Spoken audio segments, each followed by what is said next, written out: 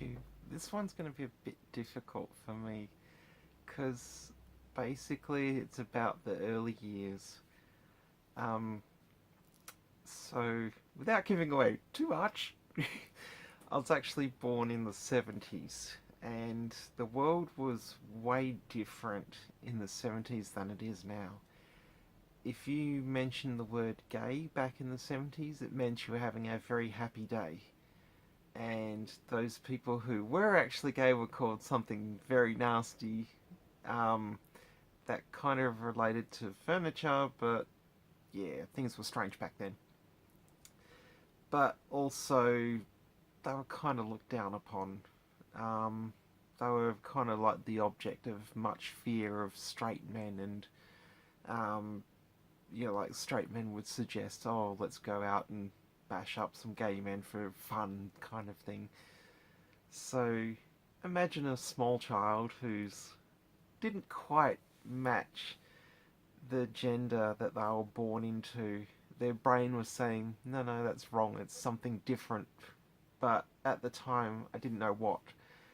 Um, because also back then, transsexuals were this mythical creature, like a unicorn, you could say, that only appeared in movies, and they weren't very PG-13 movies.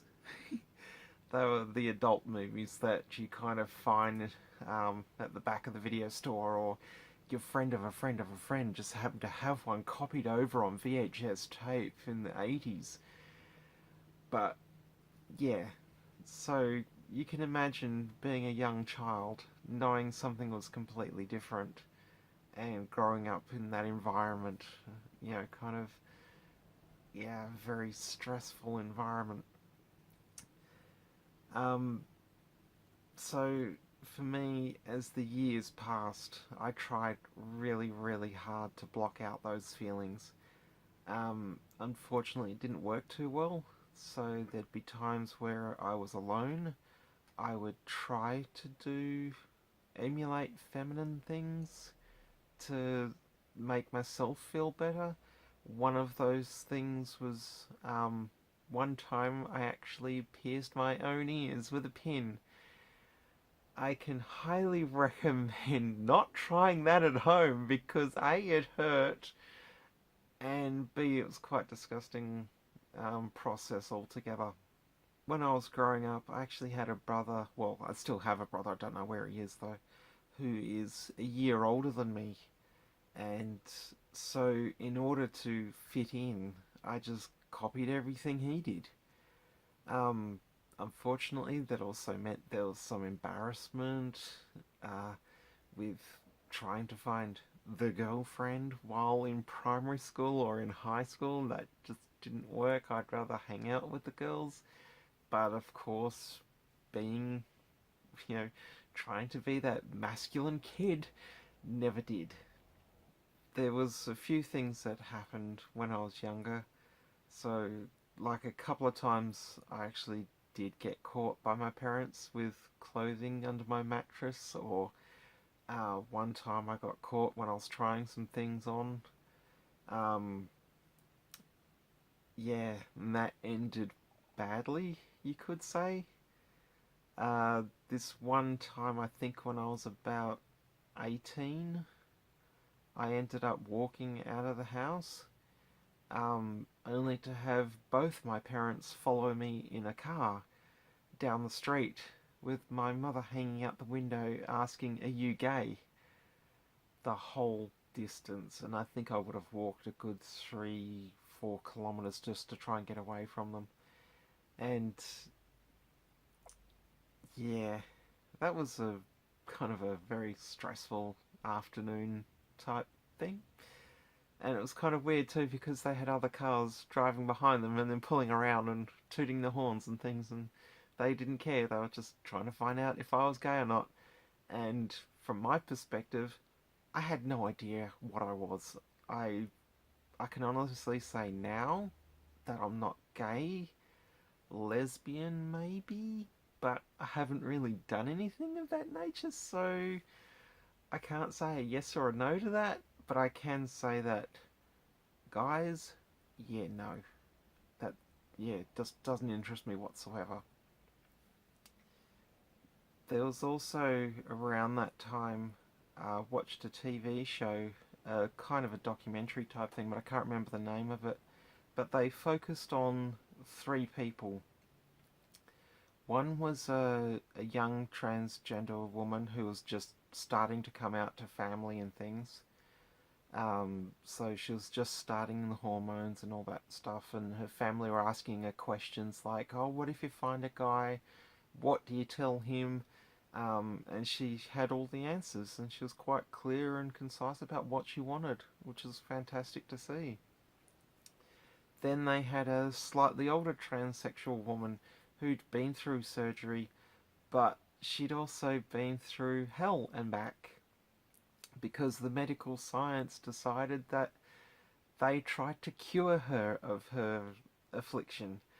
They did things like electroconvulsive therapy, where they pass a current through your temples, which causes you to have if I remember correctly, an epileptic seizure that is allegedly meant to reset your brain. That didn't work.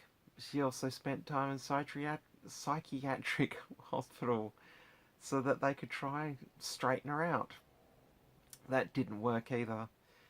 And the third person, yeah, let's just say that they were, let's see, the video showed them, this individual in a bath getting ready to have dinner.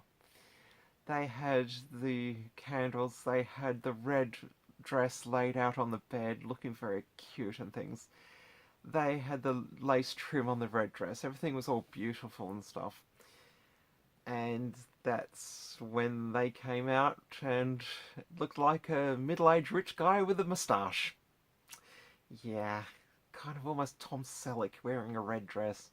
Not pretty. But that's who they were. And that was sort of showing you the spectrum of transgender people back then. But for me, as I was going through high school, there was times that I had no idea what I was. I just knew I wasn't male in the traditional sense. They There was a article and it had female impersonators on it, and I was thinking to myself, I'd really love to do that as a job, because not only are they beautiful, but they look like they're respected entertainers. Only to find out later years that they were probably trans women as well who've had breast surgery or breast augmentation surgery and just haven't had the bottom half surgery. So it was like, I am one of them. But of course, found that out later. So I managed to spend most of my younger years hiding my true self from me and others by just pretending to be male. Hell, I even grew a damn beard at one stage to try and just hide myself from me so I didn't question it anymore. But I was scared. I was actually genuinely terrified of what the medical process would be if I even uttered a word of saying that I'm not male, I'm female. What would they say? What would they do? Would I have to go through the same torture or treatment that they try to do on others? But I know better now, and they don't do that anymore. They just talk to you a lot. Maybe make you wait for 6 to 12 months before they put you on HRT, but things do turn out a lot better. Thank you for watching, and if you like what you're watching and you'd like to know more, hit the subscribe button and I'll try and upload some more videos soon. Thank you.